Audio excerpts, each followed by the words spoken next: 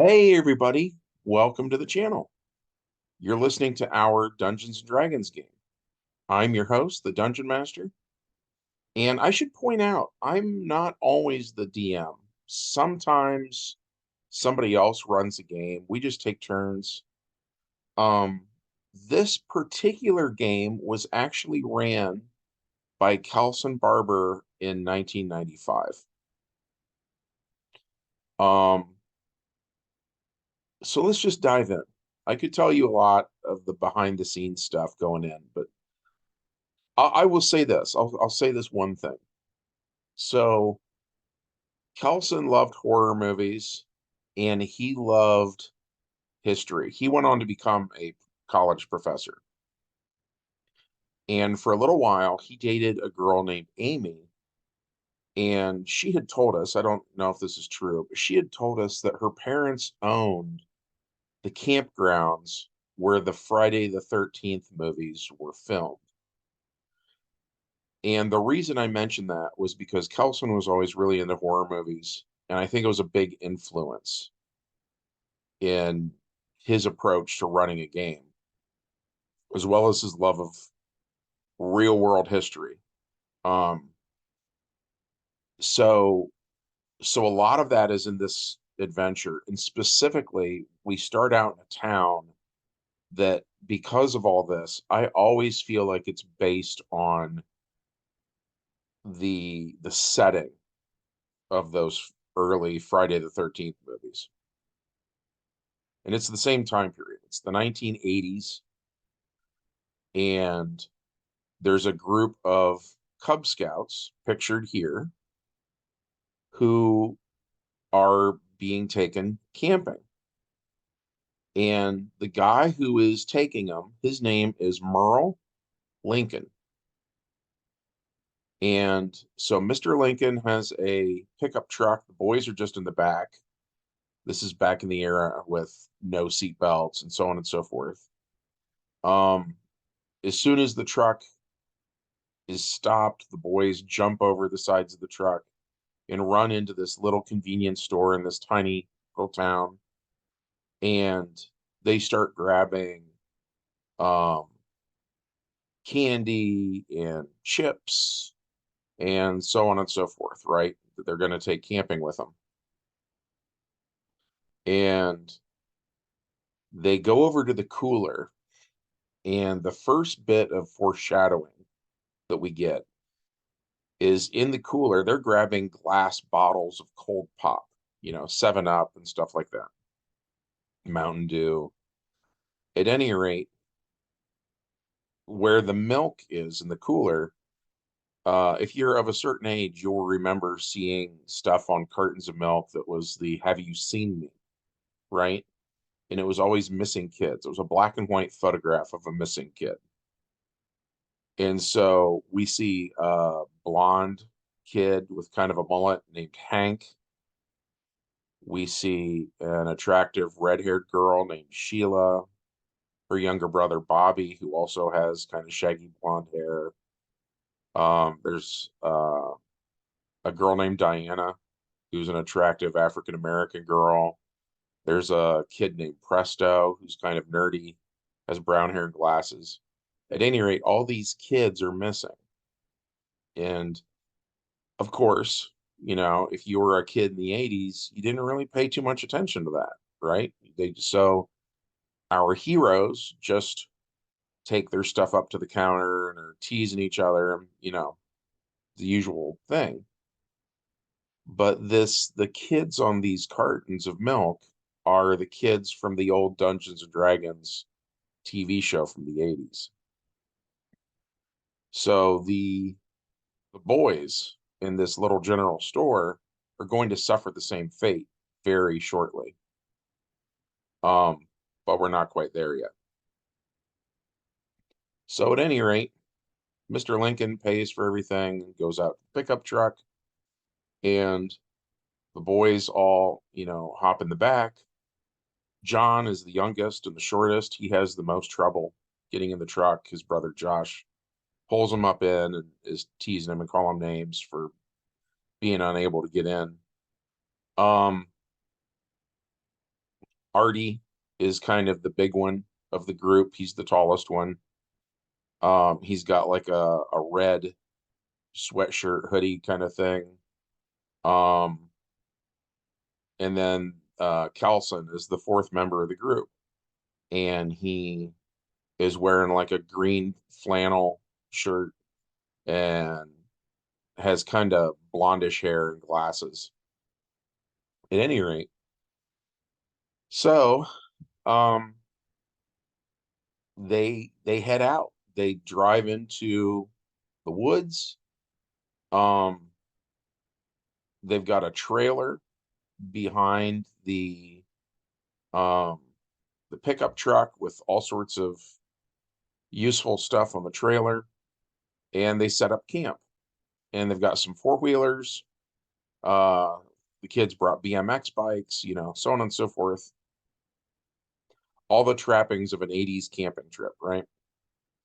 And so they set up in this clearing next to a stream, and they have fun. If you follow the stream, there's a river, or excuse me, there's a lake rather. They go swimming. You get the idea. It's a fun 80s camping trip. That night, things start to get foggy. And as this eerie mist slowly fills the setting, um, Mr. Lincoln's attitude changes. He seems more alert and he's preoccupied. And so the boys just kind of shrug it off and are being rowdy and horsing around, so on and so forth. They make s'mores, they tell stories around the campfire. Um, and some of the kids, like Carlson turns in first. He's um how would I want to put it? Um when like Josh is probably the rowdiest. And Carlson would be the kid that would tell Josh to like grow up or, call him dumb or something like that. And so at any rate, Carlson goes to bed first. And then John just overdoses on candy and, passes out from sheer sugar intake. Um, and and then finally, Mr. Lincoln, who I always imagine looks like Christopher Lloyd, kind of like Doc Brown from Back to the Future. He he sort of gets up and slaps his knees, and says, "Well, I think it's I think it's time." And he wanders off into the woods. And so Josh and Artie are like, "What was that about?" But he doesn't come back. He never comes back. The boys don't know what's going on, but they just kind of, they stay up pretty late. They stay up until like 2 in the morning, 3 in the morning, something like that. And then they just go to bed. So the next morning comes, and you can hear birds, so on and so forth. They wake up. Sun is peeking through the tall trees here, and it's really foggy. And in the time it takes the boys to wake up and go, pee behind a tree and stuff like that, the fog thins out and it kind of gets lower until you get that 80s movie dry ice effect where fog is kind of creeping across the ground and through the grass and you know what I mean? Very, very low. And at any rate, the boys can't find Mr. Lincoln. So they decide to hop on their rides and go looking for him. And granted, they were using the path yesterday to go to the lake, to go swimming, and they think about, because, there's no shower. To a kid in the 80s, going swimming while you're camping is your shower. They follow the exact same stream. They can't really find the path, so it's hard to ride. But they're following the stream, and they think that'll take them to the lake, and instead it takes them to a town. There's like it goes down a hill, and there's a good sized town here. And they're really confused. They don't remember seeing this. And the other thing is, it looks like a Renaissance festival. And of course, to the listener, you realize what's happened, right? Is there's something about this fog. The fog rolled in, and they had been in the 80s, 20th century Earth.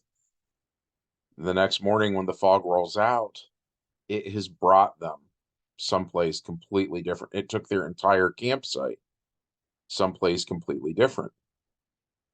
So at any rate, the boys ride down the hill to this town where they think it's maybe a Renaissance festival, and maybe Merle was taking them to the Ren Fair.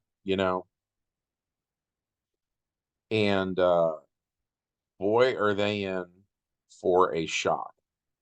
So there are guards here, and I could go to great length to describe them. I don't want this video to be so long that it turns off some listeners. So I'll just say these are Romans. Okay, so they're in the Roman Empire. So they are on Earth, but they've been transported back in time. In this particular version of the Roman Empire, think of some of the old like Harryhausen movies and stuff like that, where they're going to have skeletons and Medusas and a Cyclops and a Centaur and things like that, right? So at any rate, these are Romans. And when these modern kids show up, when they ride down here, you know, on their 20th century, inventions and stuff like that, and they have a radio with them. I guess I should mention the radio part. They've got an 80s boombox. Um, they try to impress the Romans with the radio. Uh, they're hoping that um, because of course all the players, they know they've sat down to the table to play Dungeons and Dragons, so it's like they know where things are going, right? So they're hoping to trade the radio for basically starting wealth that you normally get in a game of D&D. And the DM, his take on it was, as soon as they hit play and the Romans hear music come out of the boombox, and by the way, the kids do not speak the same language that the Romans speak. His take on it is the Romans think that it is something evil, that there are souls trapped in this black box. So they smash it, and they basically arrest the kids. And according to Kelson, who again went on to become a college professor with a focus in history and art, stuff like that, he said the Romans were not super accepting of other cultures, right? If you were not a Roman citizen, to them you were nothing. So in uh, in the town here, there is a massive grain mill. It's a wheel. And if you've ever seen the old Schwarzenegger Conan movies, you know exactly the kind of wheel I'm talking about. So because the boys are not Roman citizens, they are chained to the wheel and forced to push it to make grain. Um, and I'm going to stop here because, again, I want these stories to be easily digestible. I don't want each video to be like 5 hours long. And then I feel like nobody these days has time for that, you know? So I'm going to just end that here. You know, we've got the characters here. Next video we'll pick up with what happens next. So I hope you liked this video. If so, be sure to smash that like button. Um, Leave us a comment. That really helps the channel out. Hit subscribe, ring the bell for notifications, all that jazz. And we'll see you next time. Bye.